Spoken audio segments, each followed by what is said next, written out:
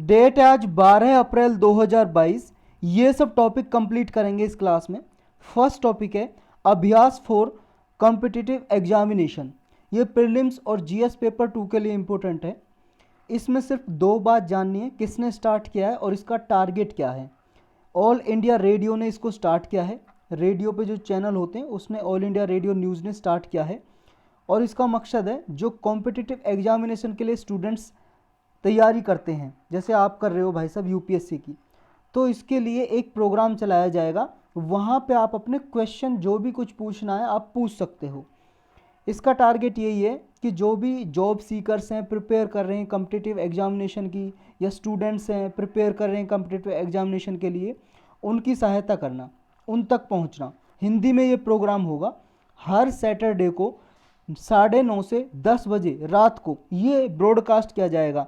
कोई भी स्टूडेंट्स चाहे तो व्हाट्सएप के जरिए, ईमेल के जरिए क्वेश्चन पूछ सकता है और वहाँ पे एक्सपर्ट होंगे, उनके क्वेश्चन का जवाब देंगे। इसमें एक्सप्लेनर भी होंगे, फैक्ट फाइल भी, यानी कि आपके क्वेश्चन का जो एक्सप्लेन करेंगे या कोई फैक्चुअल डेटा उसके बारे में बताएंगे। एग्जामिनेशन कैलेंडर के बारे में, कौन सा एग्ज़ाम कब होएगा, कब होता है, इसके बारे में, और सप्ताह के जो भी क्वेश्चन है सबके बारे में जवाब दिया जाएगा। नेक्स्ट टॉपिक है सीमा दर्शन प्रोजेक्ट। ये प्रीलिम्स और जीएस पेपर 3 और 2 दोनों के लिए इम्पोर्टेंट है। किसने स्टार्ट किया है और मकसद क्या है, दो चीज़ हमें जाननी है बस। यूनियन होम मिनिस्टर हैं जो हमारे, कोऑपरेटिव मिनिस्टर भी हैं, अमित शाह जी ने स्टार्ट किया है। ये कहाँ पे स्टार्ट किया है, गुजरात की ये बानसकंठ डिस्ट्रिक्ट है, वहाँ पे नादाबेत ये जगह है। ये जो नादाबेत जगह है इंडिया पाकिस्तान बॉर्डर पे है। गुजरात में इंडिया और पाकिस्तान का जो बॉर्डर लगता है, इंडिया की तरफ नादाबेत जगह है, वहाँ पे स्टार्ट किया है। ये मल्टीपर्पज़ टूरिज़्म प्रोजेक्ट होगा। यहाँ पे टूरिस्ट को प्रमोट किया जाएगा, ज़्यादा से ज़्यादा यहाँ पे आए देखने के लिए। सीमा दर्शन का देखो नाम में ही लिखा है सीमा का दर्शन। सीमा मतलब बॉर्डर, दर्शन मतलब देखना, किसी का देखना या दर्शन करना। इस प्रोजेक्ट में जो बीएसएफ पर्सोनल हैं, बॉर्डर सिक्योरिटी फोर्स के जो सैनिक हैं, उनकी लाइफ स्टाइल को दिखाया जाएगा कि कैसे वो बॉर्डर पे रहते हैं, कैसी कंडीशन होती है उनकी, सब कुछ उनके बारे में शोकेस किया जाएगा, बताया जाएगा कि वो एडवर्स वेदर कंडीशन में भी कैसे अपने आप को प्रोटेक्ट करते हैं। यहाँ पे देखो वेदर सिस्टम है जो बहुत ही ख़राब होता है इधर साइड में, तो उस टाइम पे भी कैसे अपने आप को वो प्रोटेक्ट करके रखते हैं। इस प्रोजेक्ट के अंदर अट्रैक्शन किया जाएगा, स्पेशल अट्रैक्शन किसके थ्रू, यहाँ पे फैसिलिटी डेवलप की जाएंगी, क्योंकि जो ये एरिया है इस एरिया में फैसिलिटी डेवलप करेंगे तो टूरिस्ट ज़्यादा से ज़्यादा यहाँ पे आएंगे घूमने के लिए। लगभग 1,25,00,000 की कीमत आएगी यहाँ पे फैसिलिटी डेवलप करने के लिए। नेक्स्ट टॉपिक है कोस्टल इरोजन। ये मोस्ट इम्पोर्टेंट टॉपिक है प्रीलिम्स और जीएस पेपर 3 के लिए भी और 1 के लिए भी, ज्योग्राफी में। मिनिस्ट्री ऑफ अर्थ साइंस ने अभी लोकसभा में बताया है कि लगभग जो हमारी इंडिया की मेन लैंड की कोस्ट लाइन है ना, देखो भाई साहब आपको पता है ये अपना हिंदुस्तान है, और हिंदुस्तान की जो भी कोस्ट लाइन है, देखो एक तो हमारी मेन लैंड से लगती है, ये तो main land coastline line होगी। ये वाली की बात कर रहे हैं हम, ये वाली कोस्ट लाइन है जो समुद्र से लगती है, ये समुद्र से लगती है वेस्ट बंगाल से लेके गुजरात तक। और एक हमारे यहाँ द्वीप है ना, अंडमान निकोबार है इधर, और इधर है लक्षद्वीप है। तो ये लक्षद्वीप अंडमान निकोबार को छोड़ के इस कोस्ट लाइन की बात हो रही है, अभी इस कोस्ट लाइन की बात हो रही है। तो ये मिनिस्ट्री ऑफ अर्थ साइंस ने बताया जो मेन लैंड की कोस्ट लाइन है 6,907.18 किलोमीटर की लंबी। इसका लगभग 34% coastline degree of erosion देखने को मिला है। इरोजन का मतलब मृदा अपरदन, इस तरह का भाई साहब। ये देखो कोस्ट लाइन पे जो यहाँ पे मिट्टी है, वो देखो ये वाली मिट्टी दिखाई दे रही है, ये इसका इरोजन हो गया, मृदा अपरदन हो गया इसका। ये मिट्टी यहाँ से टूट के चली गई समुद्र में, इसी को बोलते हैं इरोजन। इसकी वजह से देखो यहाँ पे जो पेड़ पौधे उग सकते थे, यहाँ पे जो इकोलॉजी थी, बायोडाइवर्सिटी थी, उसको नुकसान हुआ इरोजन की वजह से। और 26% जो कोस्ट लाइन है वो एक्रीशनल नेचर में है। एक्रीशनल नेचर का मतलब है वृद्धि हो रही है उसकी, पहले इरोजन हो चुका है लेकिन अब वो धीरे धीरे विकास हो रहा है उसका। बाकी के जो 40% बची है वो स्टेबल स्टेट में है, वो अभी स्टेबल है, यानी कि उसका इरोजन नहीं हुआ है, अभी डटी हुई है वो। जैसे देखो इस यहाँ पे ये वाली देखें तो इसका इरोजन नहीं हुआ है, स्टेबल कंडीशन में है। तो ये बताया, ये डेटा आपको याद होना चाहिए। 34% इरोजन हो चुका है, 26% का वृद्धि हो रही है एक्रीशनल नेचर में, 40% स्टेबल स्टेट में है। और देखो इंडिया की टोटल कोस्ट लाइन कितनी है, अगर मान लो अंडमान निकोबार और लक्षद्वीप और ये सारी कोस्टल लाइन देखें जो समुद्र से लगती है, वो 75156%, मतलब 0.6 किलोमीटर इतना कुछ है। देखो एग्जैक्ट आप देख लेना एक बार गूगल पे सर्च करके कितनी है, क्योंकि ये भी एग्जाम में पूछ लेते हैं एग्जैक्ट आप देख लेना इसको। ये 6 है या 16 है पॉइंट में, ये देख लेना आप, मतलब 1516 किलोमीटर, 7516 किलोमीटर लगभग है, अराउंड। ये जो इंस्टीट्यूट है एक मिनिस्ट्री ऑफ अर्थ साइंस के अंडर काम करता है, चेन्नई में बना हुआ है, national centre for coastal research. ये मॉनिटरिंग करता रहता है कोस्टल एरियाज़ की। 1990 से ये काम कर रहा है ये सेंटर, रिमोट सेंसिंग डेटा को लेके और जीआईएस मैपिंग के जरिए ये इरोजन को मॉनिटरिंग करता रहता है कोस्ट लाइन पे। रिमोट सेंसिंग डेटा का मतलब है कि भाई साहब सैटेलाइट के थ्रू डेटा लेता है ये, और ये मॉनिटरिंग करता रहता है। इंडिया की जो मेन लैंड की कोस्ट लाइन है 1990 से लेकर 2018 के बीच में इसने मॉनिटरिंग की है 6907.18 किलोमीटर कोस्ट लाइन। और इनमें भी सबसे ज़्यादा इरोजन कहाँ पे हुआ है, देखो हम परसेंटेज वाइज देख रहे हैं। वैसे तो देखो गुजरात की कोस्ट लाइन सबसे लंबी है, ये भी आपको याद रखना है, सबसे लंबी कौन सी स्टेट की कोस्ट लाइन है जो समुद्र से लगती है, वो गुजरात की है। लेकिन अगर इरोजन की हम बात कर रहे हैं, मृदा अपरदन सबसे ज़्यादा कहाँ पे हुआ है परसेंटेज के वाइज से। जैसे वेस्ट बंगाल में कोस्ट लाइन है कितनी 534.35 किलोमीटर लंबी, लेकिन 60.5% आधे से ज़्यादा का इरोजन हो चुका है यहाँ पे वेस्ट बंगाल में। और दूसरे नंबर पे केरल 592.96 किलोमीटर की है, लेकिन 46.4% का इरोजन हो चुका है, लगभग 275.33 किलोमीटर का। उसके बाद तीसरे नंबर पे तमिलनाडु में 42.7% का इरोजन हो चुका है, जितनी भी तमिलनाडु में कोस्ट लाइन है 991.47 किलोमीटर की। गुजरात में सबसे लंबी कोस्ट लाइन है 1945.6 किलोमीटर की, लेकिन इरोजन यहाँ पे हुआ है केवल 27.06% का, यानी कि 537.5 किलोमीटर का। लेकिन अगर हम परसेंटेज में देख रहे हैं, हम वैसे देखें सबसे ज़्यादा इरोजन कहाँ पे हुआ है तो गुजरात में हुआ है 537 के लगभग, क्योंकि देखो सब में 422 है, इसमें 275 है, इसमें 323 किलोमीटर का है। क्योंकि गुजरात में कोस्ट लाइन है ही लंबी, तो सबसे ज़्यादा अगर देखें ओवरऑल तो गुजरात में हुआ है। लेकिन परसेंटेज वाइज देखें तो वेस्ट बंगाल में सबसे ज़्यादा हुआ है, जितनी कोस्ट लाइन गुजरात में उसका 27% का इरोजन हुआ है। ये डेटा आपको याद होना चाहिए। यूनियन टेरिटरी की बात करें पुदुचेरी की, उसमें 41.66 किलोमीटर की कोस्ट लाइन है, इसकी 56% का इरोजन हो चुका है। यहाँ पे एक और इंस्टीट्यूट है जो मिनिस्ट्री ऑफ अर्थ साइंस के अंडर काम करता है, Indian national centre for ocean information services. इसने भी देखो डेटा तैयार किया है कि कोस्टल वनरेबिलिटी इंडेक्स ये तैयार करता है, इसका मैप तैयार किया है इसने कि कौन कौन सा कोस्टल एरिया ज़्यादा वनरेबल है, कमज़ोर है, कहाँ कहाँ पे ज़्यादा इरोजन हो सकता है। नेक्स्ट टॉपिक है क्रेमाटोस्क, ये प्रीलिम्स के लिए इंपॉर्टेंट है, बस इसकी लोकेशन आपको याद होनी चाहिए और ज़्यादा कुछ याद नहीं रखना। ये यूक्रेन में है, अभी न्यूज में है, क्योंकि यूक्रेन इस प्लेस में तैयारी कर रहा है मॉस्को की फोर्स से लड़ने की। कहाँ पे है ये भाई साहब देख रहे हो वर्ल्ड मैप आप, ये रसिया का मैप और ये यूक्रेन का मैप। यूक्रेन में यहाँ पे है, ये इधर वाली साइड में साउथ ईस्ट रीजन में है यूक्रेन के। ये यूक्रेन का मैप देखो, ये वाला रीजन है, ये क्रामाटोस्क नाम का रीजन। और यहाँ पे जो ये दिख रहा है आपको, ये गोला सा रेड सा, ये क्रामाटोस्क सिटी है। यहाँ पे सिटी, ये पूरा रीजन है।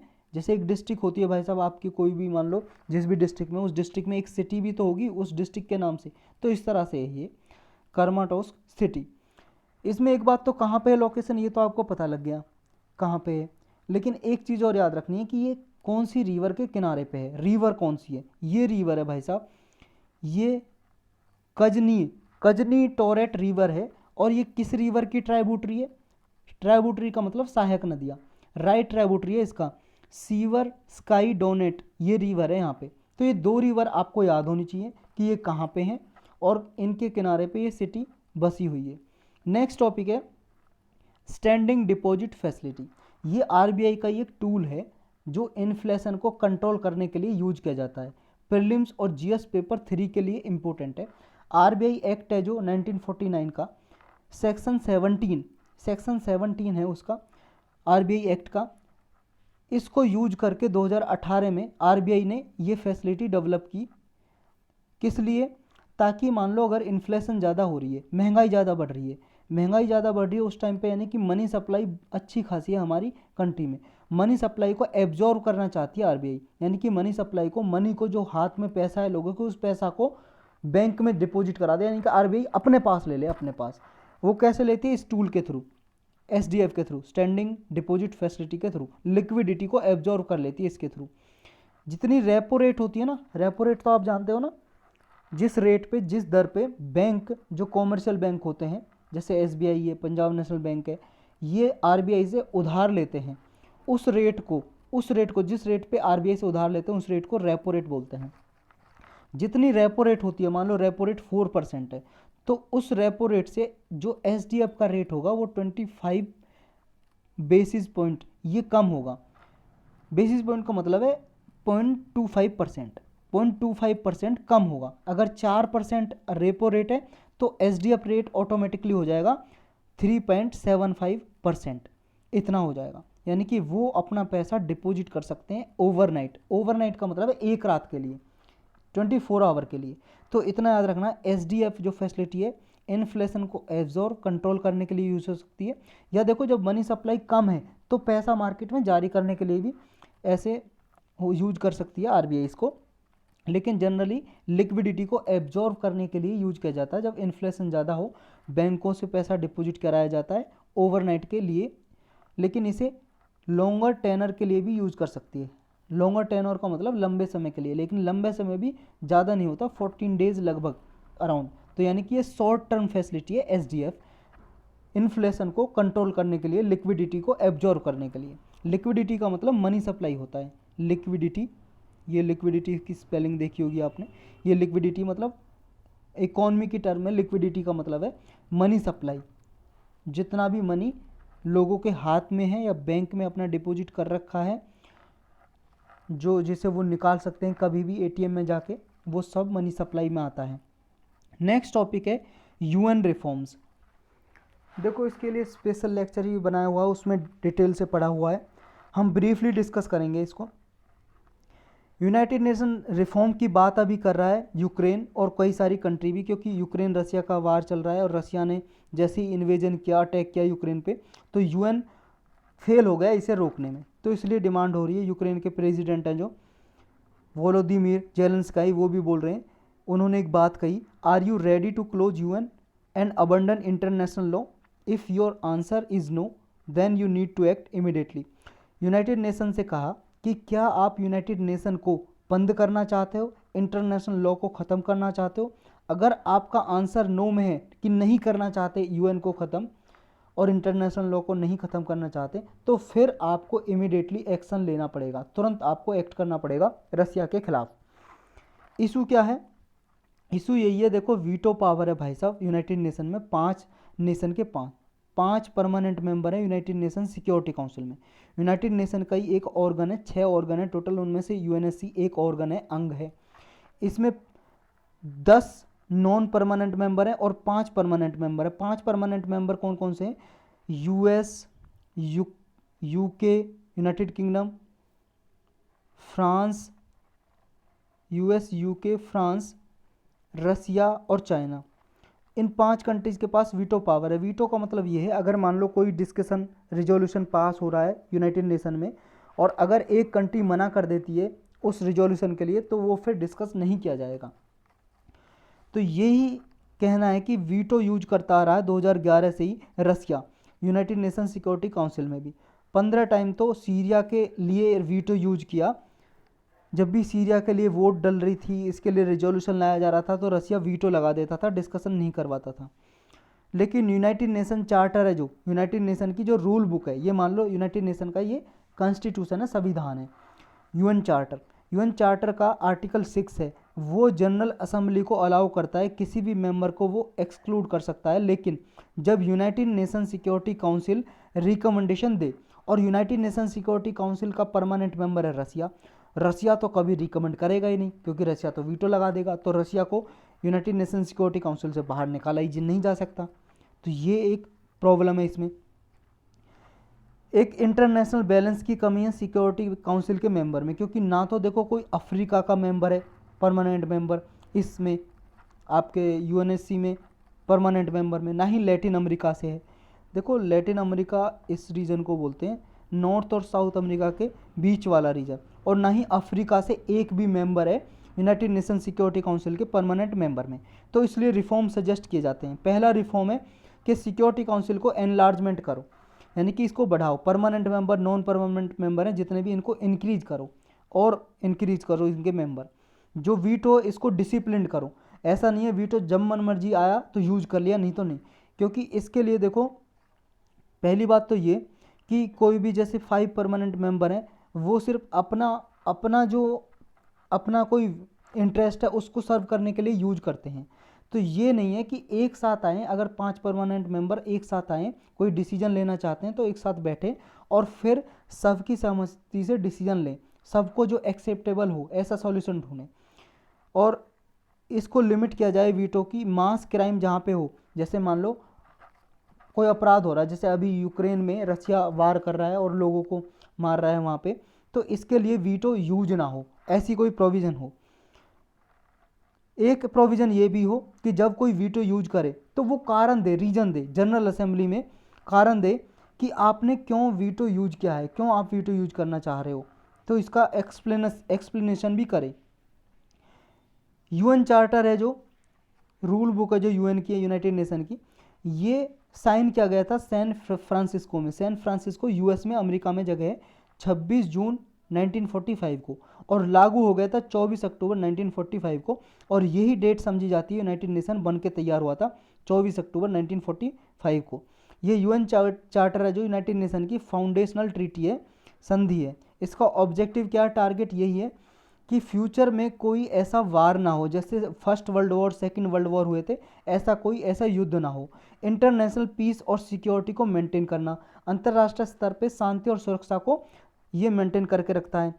तीसरा है कि सोशल प्रोग्रेस को प्रमोट करेगा और स्टैंडर्ड ऑफ लाइफ को बेटर बनाएगा। इंटरनेशनल लॉ है उनको और मजबूत किया जाएगा, ह्यूमन राइट को प्रमोट किया जाएगा, मानव अधिकारों को और बढ़ावा दिया जाएगा। ये इसके टारगेट है यूएन चार्टर के।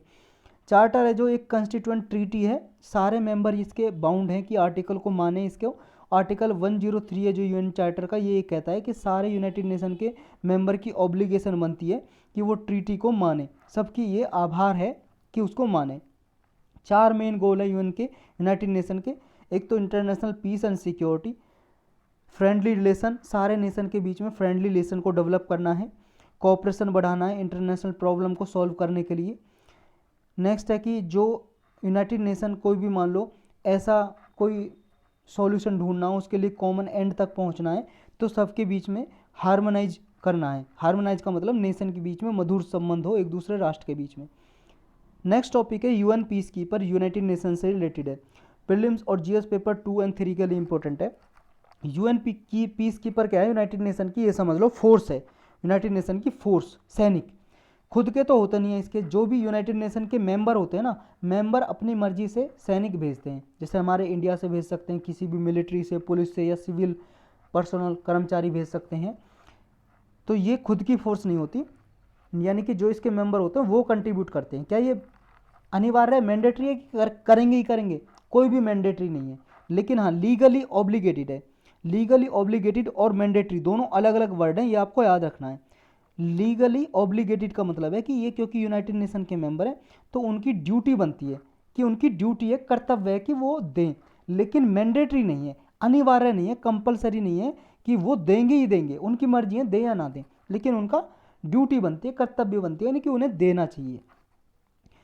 अभी कनाडा और उसका एक अलाइज कंट्री है जो कनाडा के, वो देखो जनरल असेंबली मेंबर, जो United nation general assembly member है, उसको सपोर्ट करने के लिए एक साथ आए हैं। नीड ऑफ द आवर क्या है अभी? नीड ऑफ द आवर ये, क्योंकि रसिया ने यूक्रेन पे निवेदन कर दिया है, तो पीस कीपिंग मिशन चलाने की बात कर रहे हैं कि वहाँ पे रसिया यूक्रेन पे जो युद्ध कर रखा है, यूक्रेन पे पीस कीपिंग फोर्स भेजें वहाँ पे, ताकि वहाँ पे जो ये युद्ध है ये शांत कराया जा सके।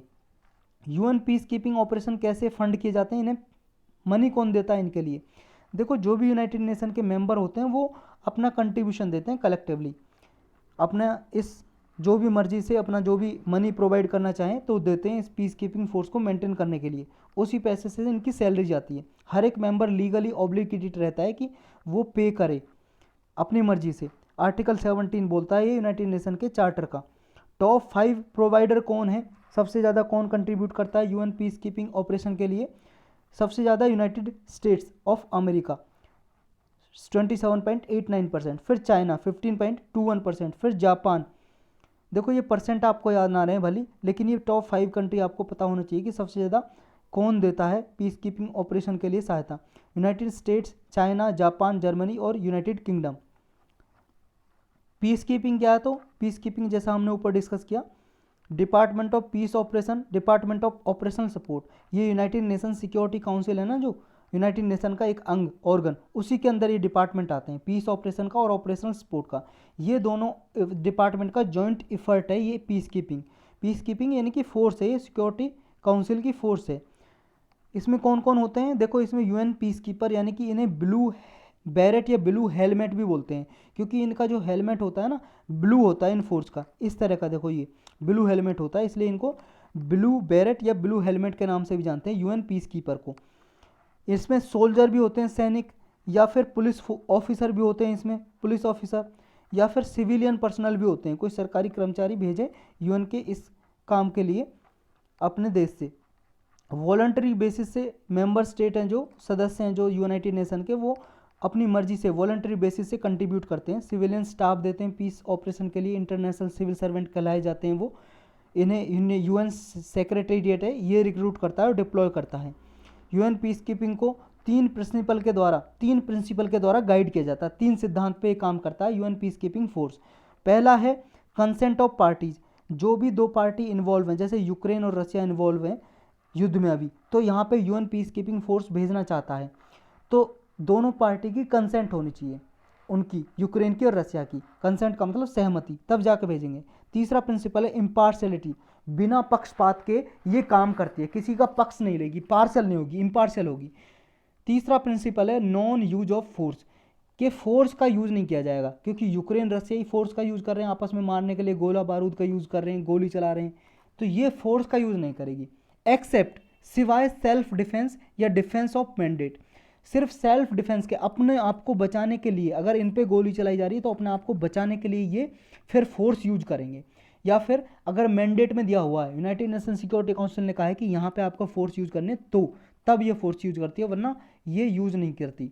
अदर फैक्ट है इसका, 2007 में इंडिया पहला कंट्री बना था जिसने all human contingent United nation peace keeping mission के लिए डिप्लॉय किया था, यानी कि महिला जो हैं सैनिक पहली बार 2007 में इंडिया ने United nation peace keeping operation के लिए भेजी थी। नेक्स्ट टॉपिक है कोल गैसिफिकेशन, प्रीलिम्स और जीएस पेपर 3 के लिए इंपॉर्टेंट है। Jindal steel and power limited ने सेकंड प्लांट ये बनाने जा रहा है, यानी कि बना दिया है, ये समझ लो। कोल गैसिफिकेशन प्लांट कहाँ पे बनाया है सेकंड प्लांट? छत्तीसगढ़ के रायगढ़ जगह पे, ये रायगढ़ प्लांट से भी जाना जाता है, यहाँ पे बनाया। छत्तीसगढ़ आपको पता हमारा स्टेट है इंडिया का। पहला प्लांट कहाँ पे? ये तो सेकंड है, पहला प्लांट कहाँ पे ये याद रखना लोकेशन। पहला प्लांट है हैदराबाद में, हैदराबाद में है भाई साहब, हैदराबाद आपको पता तेलंगाना में है। वो किसने बनाया है? ये तो बनाया है Jindal steel and power limited, इस कंपनी ने, और वो बनाया भाई साहब भेल ने, ये याद होना चाहिए आपको। भेल एक महारत्ना कंपनी है, भारत हैवी इलेक्ट्रिकल लिमिटेड, भेल ने बनाया हैदराबाद में फर्स्ट कोल गैसिफिकेशन प्लांट। तो इस प्लांट के क्या सिग्निफिकेंस होंगे, इंपॉर्टेंस क्या है? ये प्लांट जो बना रहे हैं, प्लांट का मतलब पौधा नहीं है, प्लांट का मतलब कंपनी है जिसमें कोल गैसिफिकेशन किया जाएगा, ये प्रोसेस। यानी कि कोल से गैस बनाई जाएगी, ये समझ लो। कोल का मतलब कोयला। कोयला आप जानते हो जो रेल वगैरह चलाने में यूज होता था पहले, अभी भी कुछ ट्रेन कोयले से चलती हैं, या जिससे बिजली बनती है हमारे इंडिया में कोयला से, वही कोयला की बात कर रहे हैं। इसकी इंपॉर्टेंस क्या है, क्यों कर रहे हैं इस कोल गैसिफिकेशन प्लांट को सेटअप? कोल गैसिफिकेशन प्लांट को इसलिए बना रहे हैं भाई साहब, क्योंकि कोयला जो बिजली बनाने में यूज होता है उसकी जगह पे गैस यूज होगी, कोयले से बनाई जाएगी गैस, और इस गैस से पॉल्यूशन कम होगा। 2030 तक आते आते इंडिया का टारगेट ये है कि हाफ पावर प्लांट से, जो बिजली बनाने वाली प्लांट हैं कंपनियां, उनसे जितना पॉल्यूशन होता है, कार्बन इमिशन होता है, उसको 2030 आते आते आधा कर देना है, रिड्यूस कर देना कार्बन फुटप्रिंट को, कार्बन जो इमिशन होता है।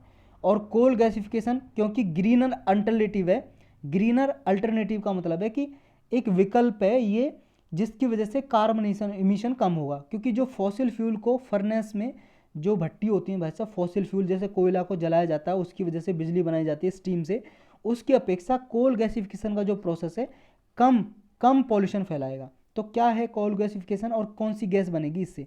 ये गैस बनेगी इससे सिन गैस। और सिन गैस में कौन कौन से इसमें मिक्सचर हैं, कौन कौन सी गैस हैं, ये आपको याद होना चाहिए भाई साहब, प्रीलिमिनरी के लिए मोस्ट इंपॉर्टेंट है ये। पूछ लेगा यूपीएससी सिन गैस में कौन कौन सी गैस हैं, तो इसमें मिक्सचर है सिन गैस, कार्बन मोनोऑक्साइड का, कार्बन डाइऑक्साइड का, हाइड्रोजन का, मीथेन का CH4 और वाटर वेपर का। 1 2 3 4 5, ये पांचों की पांचों आपको याद होनी चाहिए, लिख के दीवार पे चिपका दो। नेक्स्ट इसमें है कि गैसिफिकेशन जब किया जाएगा तो इसमें प्रोसेस में क्या होगा, कोयले को ऑक्सीजन और स्टीम के साथ ब्लो किया जाएगा, ब्लो का मतलब धकेला जाएगा, ये समझ लो। और फिर इसको हाई प्रेशर पे हीट किया जाएगा, हाई प्रेशर पे इसको गर्म किया जाएगा कोल को। तो दो प्रोसेस, एक तो कोल को ऑक्सीजन और स्टीम भाप के साथ ब्लो किया जाएगा और हाई प्रेशर पे हीट भी किया जाएगा। तो इस रिएक्शन के दौरान जो ऑक्सीजन और वाटर है इसमें, वो मॉलिक्यूल को, ये वाटर मॉलिक्यूल और ऑक्सीजन, ये कोल को ऑक्सीडाइज कर देंगे। उसके द्वारा जब कोल ऑक्सीडाइज हो जाएगा तो ये सिन गैस प्रोड्यूस करेगा। तो इसके बेनिफिट क्या होंगे? पहला तो ये है, जो सिन गैस है कोयले की अपेक्षा ट्रांसपोर्ट करने में चीपर है, सस्ती है। क्योंकि देखो कोयला बहुत भारी होता है, अगर सिन गैस को हम ट्रांसपोर्ट करेंगे, किसी ट्रक लारी वगैरह में ले जाएंगे तो ये सस्ती पड़ेगी। नेक्स्ट है कि जो पॉल्यूशन लेवल है उसको सॉल्व करने में सहायता मिलेगी। नेक्स्ट है इसकी एफिशिएंसी भी अच्छी है। हम कोल गैसिफिकेशन से प्रोसेस करके सिन गैस जो बना रहे हैं, इसके जरिए कोल को जो गैस बन रही है, इस गैस को 2 बार यूज कर सकते हैं बिजली प्रोड्यूस करने में, 2 बार, ये आपको याद रखना, 2 बार यूज कर सकते हैं। एक बार तो देखो कोल गैस है, फर्स्ट क्लीन की जाएंगी, इम्प्योरिटी निकाली जाएंगी उनकी, और टरबाइन को घुमाने में ये यूज होंगी और इलेक्ट्रिसिटी जनरेट करने में। और इसके बाद जब इससे जो हीट निकल रही है, उस हीट को भी कैप्चर कर लिया जाएगा, कैप्चर करके यानी कि स्टोर कर लिया जाएगा, उस हीट को दोबारा से स्टीम टरबाइन जनरेटर के लिए यूज किया जाएगा। यानी कि 2 बार इसको बिजली बनाने के लिए यूज किया जा सकता है, ये बस आपको याद रखना है। लेकिन इससे कुछ परेशानियां हैं, कंसर्न है, प्रॉब्लम है, लेकिन चैलेंजेस भी हैं, चुनौतियां भी हैं। वो क्या क्या हैं? पहला तो ये कि कोल गैसिफिकेशन प्रोसेस में वाटर बहुत ज़्यादा यूज होता है, वाटर इंसेंटिव ये सॉल्यूशन है, यानी कि प्रोसेस है। पानी बहुत ज़्यादा यूज होता है, और जब पानी बहुत ज़्यादा यूज होगा तो पानी तो आपको पता है वैसे ही कमी होती जा रही है पानी की। दूसरी प्रॉब्लम ये है कि ये वाटर को कंटेमिनेट कर देगा, प्रदूषित कर देगा पानी को, जो भी यूज करेंगे वो पानी प्रदूषित हो गया। लैंड सब्सिडेंस भी प्रॉब्लम हो सकती है। वाटर जो वेस्ट वाटर सेफ्टी है, इसको डिपोज करना भी, ये भी प्रॉब्लम है। तो ये 2 प्रॉब्लम है इसकी। कोल की डिपेंडेंसी कितनी है इंडिया की? देखो इंडिया पूरे वर्ल्ड में सेकंड लार्जेस्ट इंपोर्टर है पूरे वर्ल्ड में कोयले का, क्योंकि हमारे इंडिया में जो वर्ल्ड के रिजर्व हैं 4th नंबर पे आते हैं, लेकिन कोयला हम पूरे वर्ल्ड में दूसरे नंबर पे ज़्यादा आयात करते हैं। कोयला का कंज्यूमर है और प्रोड्यूसर जो है सेकंड लार्जेस्ट इंपोर्टर है, कंज्यूमर है, प्रोड्यूसर है कोयले का इंडिया। रीसेंट रिफॉर्म क्या किए हैं कोल सेक्टर में इंडिया ने? कुछ लॉ कानून बनाए हैं इंडिया ने। क्या बनाए हैं? देखो ये कॉमर्शियल माइनिंग के लिए, जो कोल का कॉमर्शियल माइनिंग की जाती है, अब 50% जो ब्लॉक हैं वो प्राइवेट सेक्टर को ऑफर कर दिए इंडिया ने कानून बना के, कि 50% जो कोल ब्लॉक है माइनिंग की जाती है, खदानें खुदाई की जाती है, कोयला निकाला जाता है, उनमें से आधी कोल माइनिंग प्राइवेट सेक्टर को दी जा सकती है ऑक्शन के जरिए। ऑक्शन मतलब बोली लगा के, जो भी कंपनी खरीदना चाहे। और जो एंट्री नॉर्म है वो भी लिबरलाइज कर दिए हैं। जैसे मान लो पावर प्लांट के लिए जो वास्ट कोल की ज़रूरत होती है, ये ज़रूरत ख़त्म कर दी है, डन अवे कर दी है, ख़त्म कर दी है। जो कोल ब्लॉक हैं पहले प्राइवेट कंपनी को वो फिक्स्ड कॉस्ट पे दिए जाते थे, फिक्स्ड कॉस्ट पे दिए जाते थे, हाँ, लेकिन अब ये रिवेन्यू शेयरिंग बेसिस पे दिए जाते हैं। पहले जैसे मान लो ये कोल की खदान है, प्राइवेट कंपनी को दे दी फिक्स्ड कॉस्ट पे कि हम आप हमें इतना पैसा दे दो और इतना पैसा दे दोगे, आप इसमें चाहे कुछ भी निकले, कोयला मतलब कितना भी निकले आप यूज करोगे, कंपनी यूज करेगी उसको। लेकिन अब ये रिवेन्यू शेयरिंग बेसिस पे है कि जितना निकलेगा कि उसमें आपको शेयर देना पड़ेगा। शेयर कितने % का शेयर है वो गवर्नमेंट डिसाइड करती है। और जो कोल बेड मीथेन है, कोल बेड मीथेन, इसका जो एक्सट्रैक्शन होता है इसको ऑक्शन के द्वारा किया जाता है। अभी बोली लगाई जाती है, जो भी कंपनी खरीदना चाहे वो खरीद सकती है। तो यही थे आज के टॉपिक।